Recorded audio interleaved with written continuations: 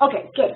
All right, now, obvious mistakes to avoid. We've told you what to do, kind of how to structure it, and now we're going to say, don't do this. And of course, the flip side is, if you're not doing this, do that. All right, so what I just said was, most cold emails get deleted by the recipient after a few sentences or sometimes after just a glance. Harsh but true. Now, why do they do this? The most common reasons for this are the content, like what's in the email, is so bad that the very act of reading is painful, right? This would be things like all caps, or run-on sentences, or terrible punctuation, or bad spelling, or all this stuff. They just go, oh, forget it, forget it. The other way is that the sender has been so, and this is a more subtle thing. The other reason that people say adios to your email by going delete is that the sender has been so inconsiderate of the reader's time that the reader doesn't want to do business with them. You know what I mean? It would be like if I came to your house and I said, hey, listen, I'm just dropping by, but I would really like you to read this 800-page book right now and tell me what you think. Now, that wouldn't be very considerate, right? I mean, that's something that you have to do, and I'm asking you to do it, and I want you to do it right now, and I'm waiting. Not considerate, all right? So you're asking for money. You don't want to be inconsiderate. All right. So to avoid this fate, this terrible fate, sorry, here are some features that should not appear in your cold email. Right. Extreme length. Don't make it more than 1 or 2 paragraphs. Long blocks of text. Okay? Remember that most people are staring at computers, and these days people are staring at their phones. You know what I mean? And they're like, So things need to be very clear, short, crisp, fast. It's too bad, but that's how it is. Here's another one, a long or a stupid title in the subject line.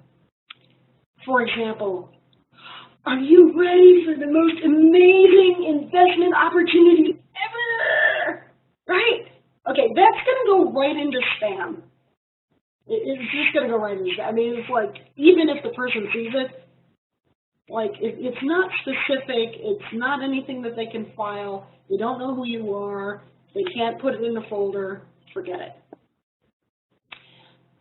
Lack of numbers or vague or overly complicated language, all right? Remember that for your venture capitalists, they're experts in money and they're experts in business. They may not necessarily be experts in your, I don't know, alternative to penicillin, right? They may not be experts in microwave technology that can be attached to motorcycles, right? They just don't know, right? So don't make it overly complicated with the highly technical stuff that only an insider in your industry would understand. Misspellings, poor punctuation, we talked about that. Addressed to the wrong person or to the right person with his or her name spelled incorrectly. Okay, I can tell you that people are different. In America, it's considered very bad form to misspell people's names. Very bad form. Because, especially now with the internet, you can usually Google the person, the company, look at their website, go on LinkedIn, you can find their name. However, there are certain cases where it's not such a big deal if the person doesn't have a big online presence, if they have a name that was written in a different alphabet and ends up being spelled multiple ways. This happens a lot with Chinese names, with Arabic names, with Japanese names, and so on. But if you're talking to any kind of English speaker, they get kind of fussy about names. So do, take that 5 minutes on Google and the internet to just check that name. Okay, and then the last one is sending an email to a venture capital company that doesn't cover your industry. So, for example, why is your bamboo bicycle company pitching a software venture capital firm? They're not, they're not, right? I mean, you might do one that is good for the leisure, leisure athletics sector. Or you might do one that is for alternative transportation sector or something like that. But if they're really far away, I mean, do your homework on who you're emailing. Don't just, grab a list off, wherever of all the LinkedIn firms in Silicon Valley or the VC firms in Silicon Valley and just go, okay, well, they've got money, I'll send them to them. You're wasting their time and making and yours and making a bad impression.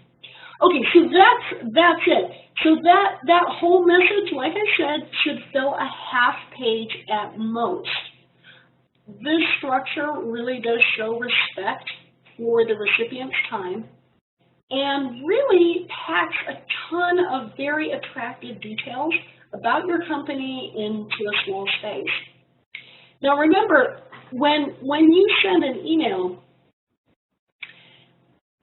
emails are always single-spaced, right? They're single-spaced, there's no spacing, they're just, and so when people print them out, they'll look like, sorry, I'm just going to grab, they'll look like it takes up that much of space. Usually if you printed out a brief email, it'll put out that much space. But if you actually typed it out in double space, it would take up a whole page. And that's about as much attention as anyone wants to pay to an email. That's it. If it's not too long, I mean, if it's too much, oh my gosh. I'll tell you about my stepmother. She loves to write endlessly long emails and never put in any paragraphs. I don't know why, but they're really hard to read because they're longer than I can respond to, and they're hard to read. So don't do that. And especially if people, and I know her and I know her life, they don't know you and they don't know your life, and vice versa. You don't know them. So respect their time, respect their attention span.